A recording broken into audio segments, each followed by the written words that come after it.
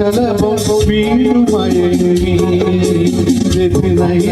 ജലതരംഗം മുഴങ്ങി മലകളിൽ മണിശിലഭം വീണുമുഴങ്ങി വെതുമണിയിൽ ജലതരംഗം മുഴങ്ങി നീറുമൻ പ്രാണനിൽ നീ ആശതേനൊഴുകി നീറുമൻ പ്രാണനിൽ നീ ആശതേനൊഴുകി മുളകമേ രാജവൃന്ദാവനം വൈശാഖസംഗേ നിൻ ചുണ്ടിലെന്തേ അരുമസഹിതനദരകാത്തിയോ ഓമനേ പറയൂ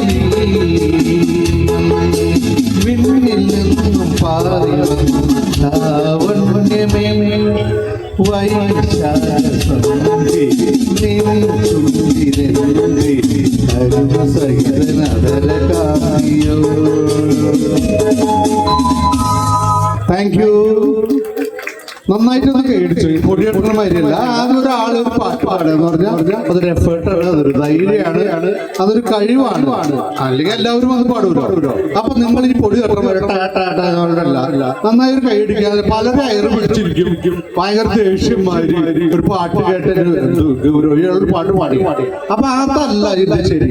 നമ്മളൊരു ഒരാള് പെർഫോം ചെയ്യുമ്പോ അതിന് കിട്ടുന്ന എനർജിയാണ് കൈയടി. നിങ്ങൾ അതിലൊരു മടി കാണിക്കല്ല. ഞാൻ കാച്ചു മേടിച്ചിട്ടൊന്നല്ല ഇവിടെ പാട്ട് പാടും. അപ്പൊ നിങ്ങൾ കൈയടിക്കുന്ന നേരം ഒരു കഷായം കുടിച്ചമാര് പൊടി കെട്ടമാര് രണ്ട് തട്ട് കെട്ടാണ്ട് നന്നായി കൈയടിക്കുക, നന്നായി പ്രോത്സാഹിപ്പിക്കുക.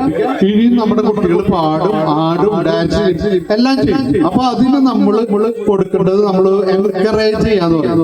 ഒരു നല്ല കാര്യം കാണുമ്പോൾ അതിന് പ്രോത്സാഹിപ്പിക്കാൻ, ഒരു പൊട്ട കാണുമ്പോൾ അതിന് മോശമാണെന്ന് പറയാനുള്ള മനസ്സുണ്ടായാലും നമ്മൾ നന്നാവുള്ളൂ. നല്ല കാണുമ്പോൾ കഷായം കുടിച്ചമാരി, മോശം കാണുമ്പോൾ അത് മുഴുവൻ പറയും, അയ്യോ നീ അതെന്താ എങ്ങനെ ചെയ്ത, എന്താ അത് ശരിയായില്ല എന്ന് പറയുന്നു. ഭയങ്കര മിടുക്ക് കാണിക്കുന്ന ആൾക്കാരാണ് ഇപ്പൊ നമ്മുടെ നാട്ടിലുള്ളത്. അത് ശരിയായൊരു നയമല്ല. നല്ല കാര്യം കാണുമ്പോൾ നല്ലതെന്ന് പറയുക, അത് ആദ്യം പറയണം. അതേമാതിരി മോശം കാണുമ്പോൾ മോശം പതുക്കെ ഒറ്റയ്ക്ക് വിളിച്ച് പറയും. അതിന് പബ്ലിക്കിൽ പറയും, നീ എന്താ അങ്ങനെ ചെയ്തതെന്ന് പബ്ലിക്കിൽ വിളിച്ച് പറയും. അത് ഇൻസൾട്ടിങ് ആവും. അപ്പൊ anyway thank you very much. ഒരു കയ്യടി നന്നായിട്ട് ഒന്നും കൂടി ഞാൻ ചോദിച്ചു വരികയാണ്. Oh very good. കയ്യടിക്കറിയാം. Thank you. ഇനി ആരാ പാടാനുള്ള ആടാനുള്ള ആർക്കെങ്കിലും വരാം.